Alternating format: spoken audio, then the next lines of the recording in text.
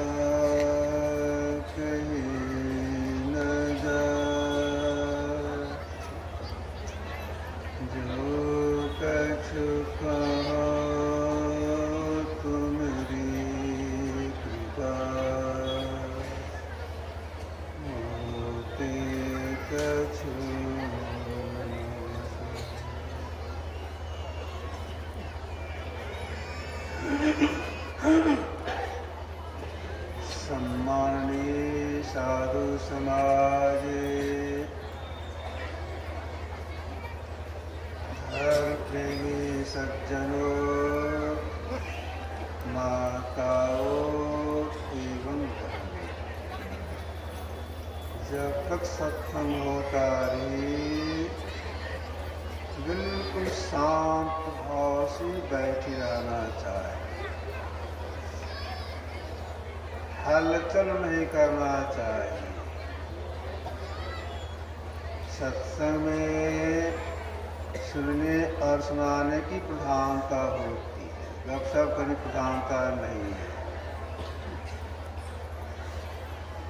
सुनाने के लिए बहुत बहुत खर्च किया जाता है। तो आप लोगों से एक निवेदन है,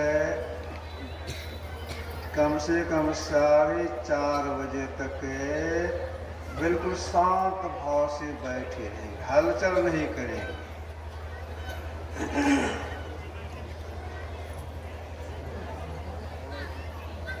जितने भी बड़े बड़े महापुरुष हो गए, किन्हीं को माध्यम बना करके संसार के लोगों को उपदेश देते हैं।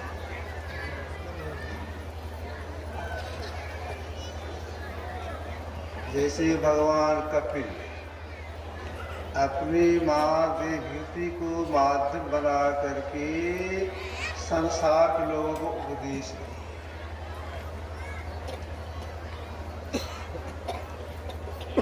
वशिष्ठ मुनि भगवान राम को माध्यम बना करके संसार के लोगों को उपदेश दिए।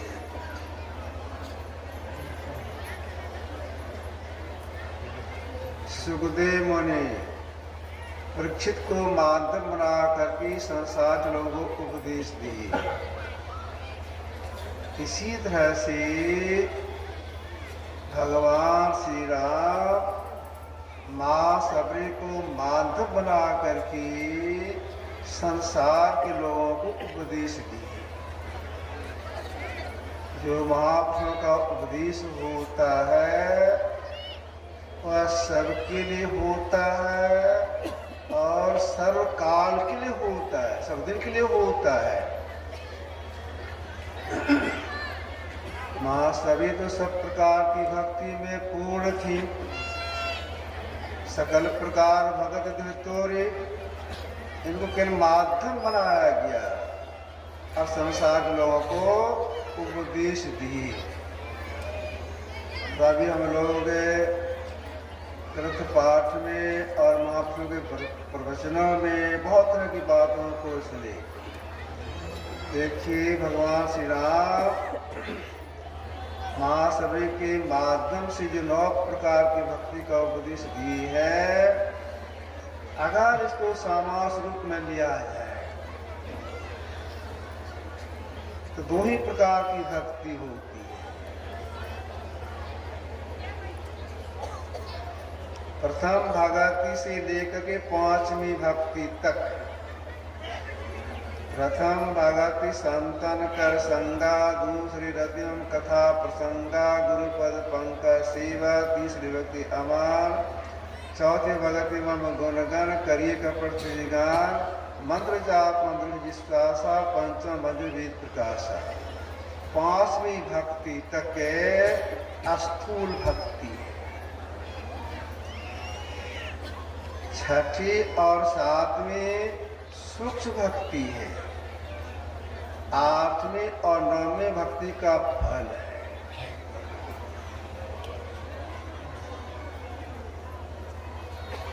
तो भगवान श्री राम ने संसार लोगों को क्या उपदेश दिए कि पहले स्थूल भक्ति कीजिए, इतने में लगे मत रहिए, सूक्ष्म भक्ति कीजिए तो आपका परम कल्याण हो जाएगा। सूक्ष्म भक्ति में उन्होंने क्या कहा?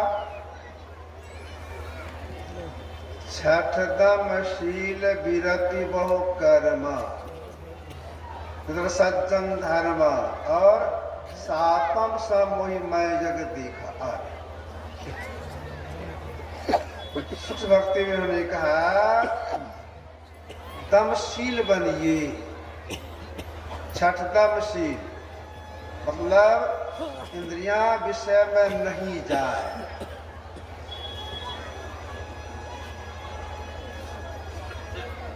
इंद्रियां विषय में नहीं जाए, इसके लिए क्या करने के लिए कहा? तो साधना कीजिए। कौन सी साधना कीजिए? इंद्रियां विषय में नहीं जाए। ये जो हम लोगों की 2 आंखें हैं, दोनों आंखों से दृष्टि की धार निकल रही है, समांतर रेखा निकल रही है।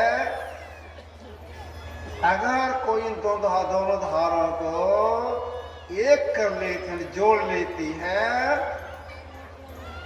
तो दमशीलता प्राप्त हो जाती है, उनकी इंद्रियां विषय में नहीं जाती है।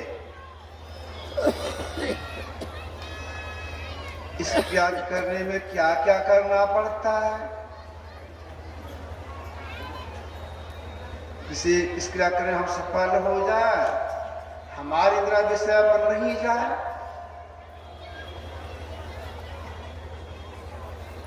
सबसे पहले बैठने कहाँ से बैठना होता है। अगर कोई दमशीलता प्राप्त करना चाहती है, इंद्रिया विषय में नहीं जाए, तो बैठने क्लास से बैठना होता है। किस क्लास से बैठने के लिए महापुरुषों ने कहा? भगवान कृष्ण अर्जुन से कहा था समम का श्रोग्रीवम धर्म समम का मतलब सीधा बैठिए। सीधा बैठने में पीठ का रीढ़, गर्दन और सिर एक सीध में रहे। तो भगवान कृष्ण अर्जुन के माध्यम से संसार लोगों को उपदेश दिए। साधना में सीधा बैठना चाहिए। धारकर मस्त शिक्षा समुद्र दीवानी भी है, उदय भी उपदेश दिए। धारकर मस्तक सीधे साधे आसन आसीना, बिल्कुल सीधा। सीधा बैठने से पहला लाभ क्या होता है?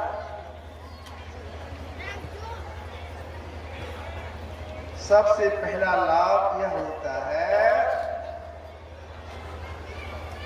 उनका श्वास कम चलता है।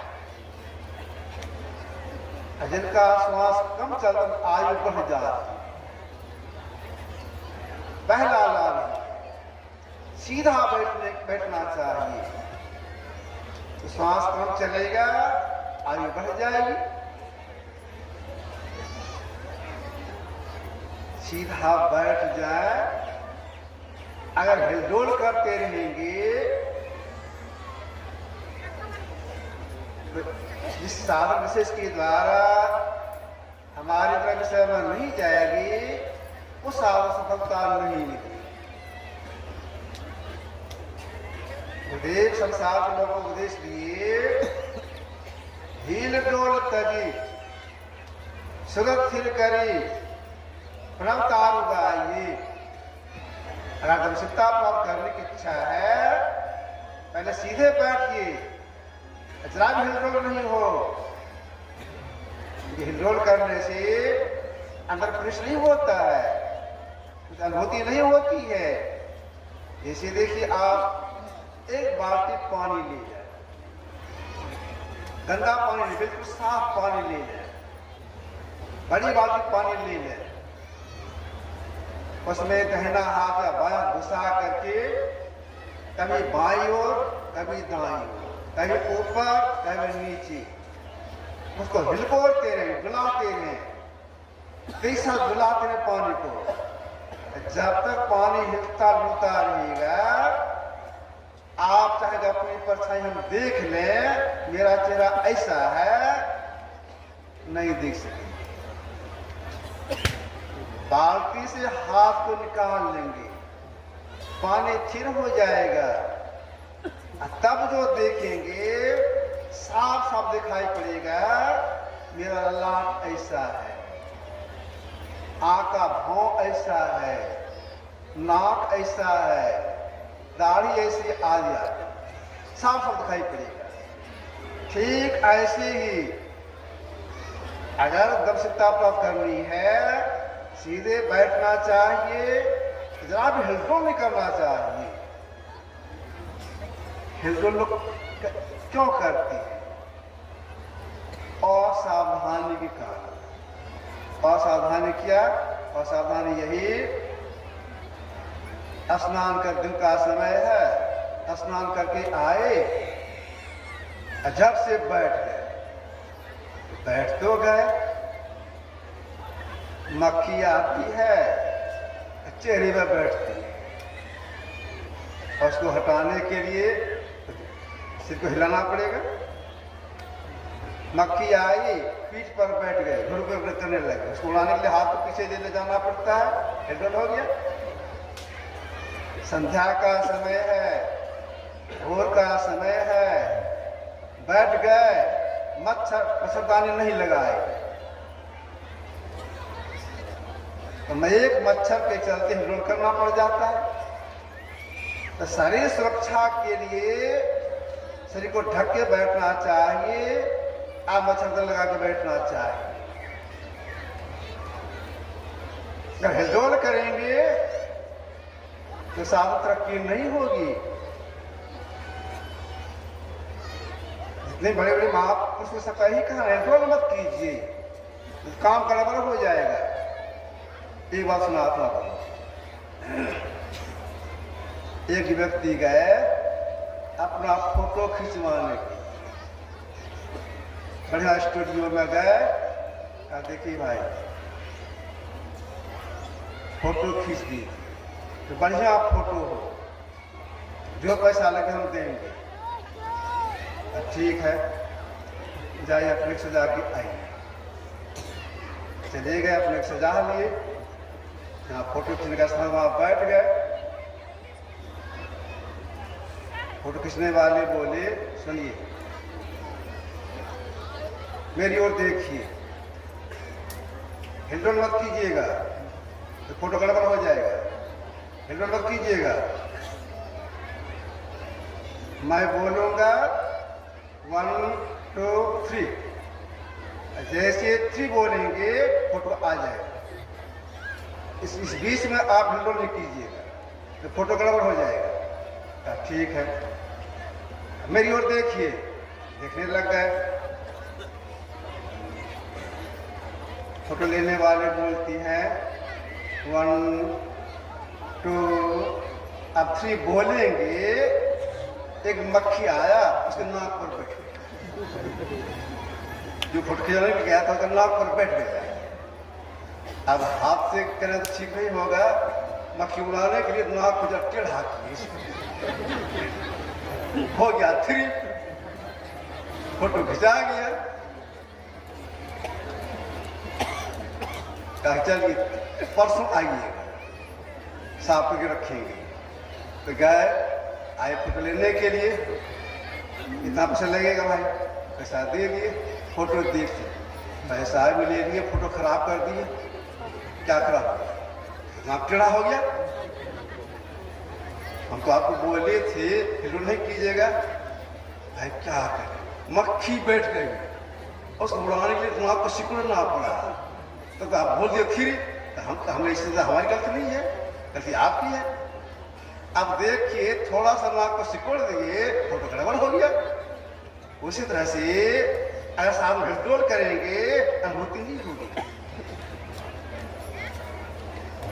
अनुभूति में क्या क्या होता है, देखिए ये जो हम लोग शरीर है, मिट्टी, पानी, अग्नि, हवा, आकाश, 5 तत्व हैं, इससे शरीर बना है। इसके 5 तत्व के 5 रंग हैं, पीली, नीली, लाल, सफेदी, साई सनुक आता है, दिखवानी है। अगर ठीक से बैठेंगे, हिलडोल नहीं करेंगे, एक नाम का जप करेंगे, रूप का ढंग सुनझान करने लगेंगे, एकाग्रता आएगी, ये 5 तत्व के रंग आपके सामने आ जाएंगे, परमात्मा अनुभूति है। तो साधक को सीधा बैठना चाहिए, हिलडोल नहीं करना चाहिए। अब दमशीलता प्राप्त हो जाए, इसके लिए गुरु जहां देखने के लिए बताए वहीं देखना है। लेकिन देखने के लिए वे क्या बताती हैं, सुनो, बताने वाले बताती हैं दिशाओं को नहीं देखते देखना होगा। दिशाएं कितने हैं, दिशाएं 10 हैं, पूर्व, पश्चिम, उत्तर, दक्षिण, 4 हो गए। इसके चारों कोने 4 4 8 हो गए, ऊपर और नीचे। 10 दिशा एक दिशा में नहीं रहे, तब जो देखेंगे सफलता मिलने पर इंद्रिय विषय में नहीं जाएंगे। वहां किसका वचन आया, दिशा स्थानम लोक्यम, सबने देखते देखो। हम लोग आंख खोल के देखते हैं, सामने कोई दिशा, आंख बंद करते हैं, पूरा, पश्चिम, उत्तर, दक्षिण, चारों को निकलते नहीं रहता है, लेकिन ऊपर ज्ञान से ज्ञान रह जाता है, 2 दिशा रह जाती है। अब क्या करें, इसी के लिए जाना पड़ता है गुरु की शरण में।